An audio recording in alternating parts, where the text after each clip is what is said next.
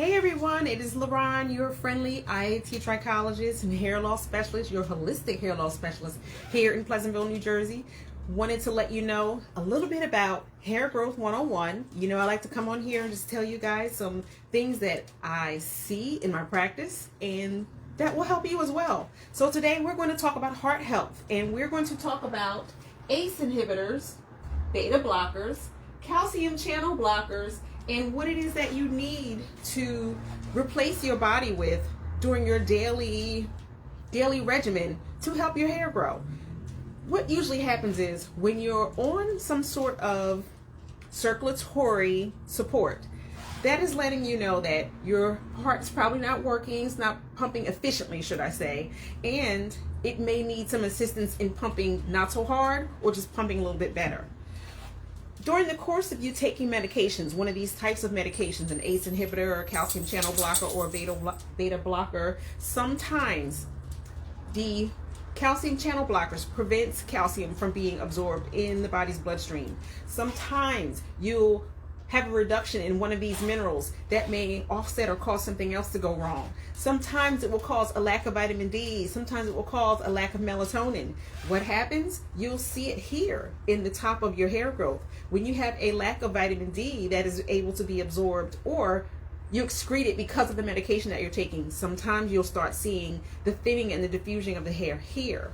When you become low on things like CoQ10 and things like melatonin is one of the body's hormones that is metabolized to help you sleep. As the sun goes down, we produce more and more melatonin. But when you're taking a medication such as one of these, sometimes it interferes with our ability to sleep. So what I want to share with you is when you're taking an ACE inhibitor, a beta blocker, or a calcium channel blocker, the calcium channel blocker is usually used when you're having hardening of the arteries and your arteries aren't pumping efficiently and they're a little bit too firm, and you can tell that between your diastolic and systolic numbers. Your physician will give you one of those. When you get a calcium channel blocker, now it prevents you from being able to absorb calcium and being deposited in your arteries. So that is going to give you an issue where you may not have the best blood flow.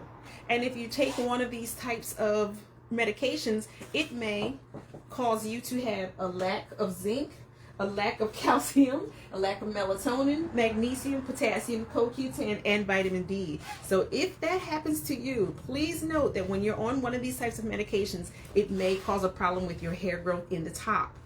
So you guys know I'm a big supporter of hair growth and anything that I can do to help you with your hair growth. If that is you and you are on quite a few medications, I have a guide, a handy guide that I can send to you if you'd like to know more about which medications cause which types of deficiencies. When you have one of these types of deficiencies from taking that medication, it may give you some sort of hair loss. My name is LaRon, your certified IAT trichologist. I hope that helps someone today. Have a good day on purpose.